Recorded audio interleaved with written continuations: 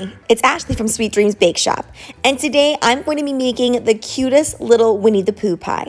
So first, what you want to start off with is you want to make sure that you generously butter your pie pan. The other day, I showed you guys how to make a fully baked fall foliage pie with intricate pie detailing. Today, I'm going to be showing you my method that I use for pies that you don't bake. This is pie that's going to be served cold. Whenever you're working with your pie crust, you always want to keep it moving and generously flour your surface. What I'm doing here is I'm making sure to create an edge all the way around my pan so when I tuck it in, everything will be nice and even. We want to make sure to have a nice thick crust all the way around. This is especially important when you're making something like a cream pie where you're going to have to blind bake the pie crust. I've made this pie so many times where I've had everything just sink in because I didn't make this thick enough.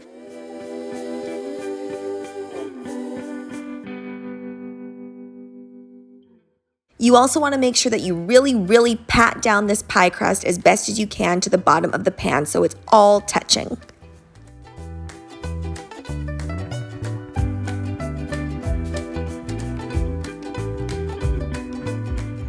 To crimp the edge, all you're doing is you're pinching that crust and then you're using your other finger to really make sure it's well defined. You could always do something different with this crust as well. You could use a fork or you can make it even more elaborate and do more cookie cutter patterns on the outside.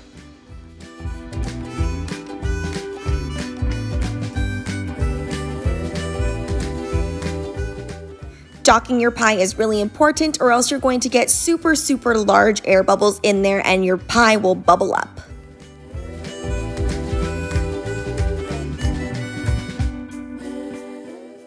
Since Winnie the Pooh is kind of going to be jumping into a pile of leaves, I'm trying to find the best bottom portion of this pie to start my leaf pile. When creating these pie crust details, you do want to go nice and thin on this portion.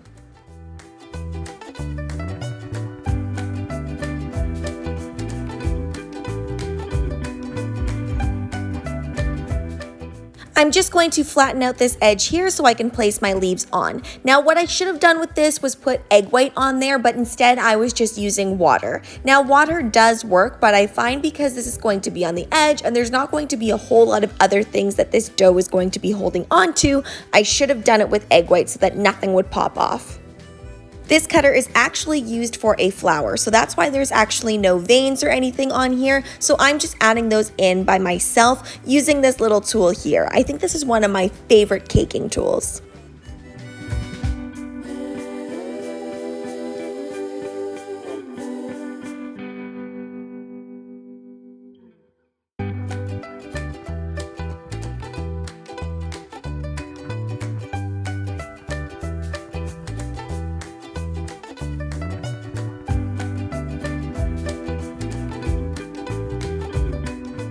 You can make the leaves go however high you want, but I think I just want them in a pile there.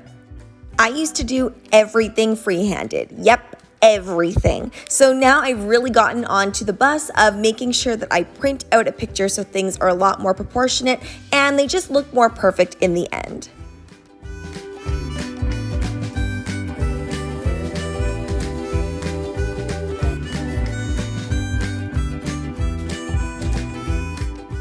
You want to switch to a toothpick or some other thing that can make indents rather than cutting it because you don't want to cut through the paper. Now I'm just doing some indenting here so that I know where the eyes go and where the nose goes and all of that kind of stuff because I find that facial features either make or break a character.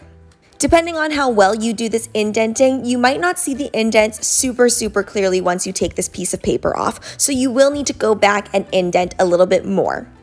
You're somewhat doing this freehanded, but hopefully you've indented enough so you can see where parts are. Both the Winnie the Pooh and all of these leaves that I'm cutting out are going onto a baking tray with just a sheet of parchment paper.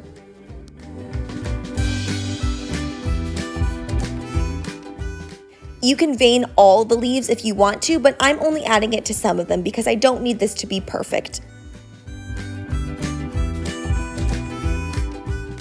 I know it may seem a little bit weird to paint color onto dough instead of doing it afterwards, but I find you get a much nicer saturation of color when you do it this way. So I'm just using some Americolor Airbrush to actually paint this on. The reason being so that I don't have to add any vodka or any other extract to the edible food gel. Over the years, I really learned that there's no hard and fast rules about anything when it comes to cake decorating, pie decorating, cookie decorating. Just do whatever works for you. And for me, I like to outline this first and then fill it in with a larger brush.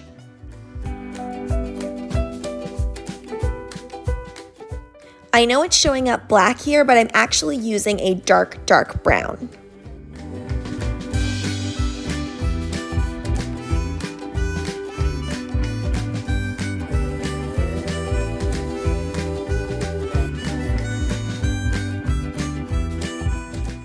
I'm then going to use a gold color for the smile because I don't want those lines to look too harsh.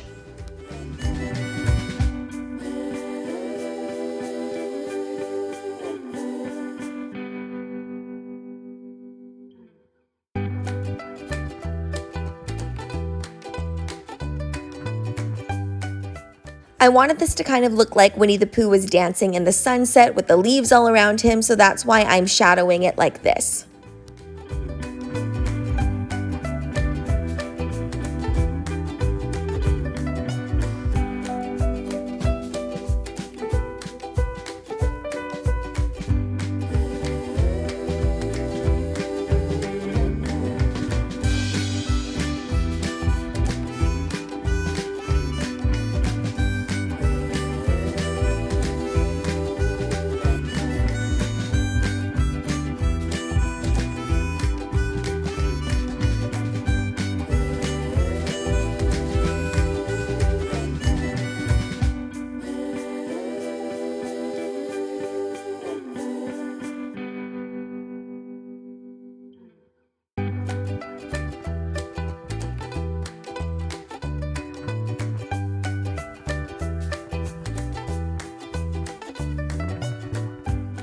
Next, I'm going to airbrush all of those leaves, and I'm even going to airbrush Winnie the Pooh's fur just a little bit. I don't want him to be super saturated, which is why I didn't paint it on. I'm just doing a super gentle airbrush.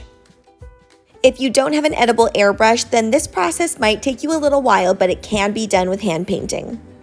I also suggest that you avoid kneading the color into the dough and then rolling it out because that could cause your dough to get really tough.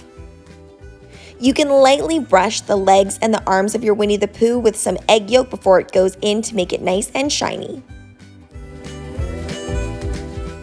After your bottom pie crust has been in the fridge for at least 30 to 45 minutes, the longer the better, you're going to take some parchment paper and then put some rice, or you can take some pie weights and put them in. I have pie weights, but I don't have enough, so you do want to make sure that the weight is all the way up the sides so that you don't get any shrinkage. This pie crust has been in the oven at 375 degrees Fahrenheit for approximately 15 minutes. Now I'm going in with some heavy whipping cream mixed with an egg yolk so that it gets nice and shiny. That will go in the oven for approximately 10 to 20 minutes. I accidentally dropped my spatula onto my pie, so you can see a little bit of a crack down there, but that's all right. I'm going to put my ganache in there and make sure it's nice and flat. Now, if you want to avoid having to do this portion, what you can do is just pour your ganache in when it's still nice and soupy. And if you do it that way, you will have to put it into the fridge so the ganache sets up, and then you can start laying down all of these details. Now, Winnie the Pooh and all of the leaves have been baked thoroughly, so it's just a nice baked crust on top. I'm also adding in some of these dark chocolate flakes, which were perfect to act as the bark mulch.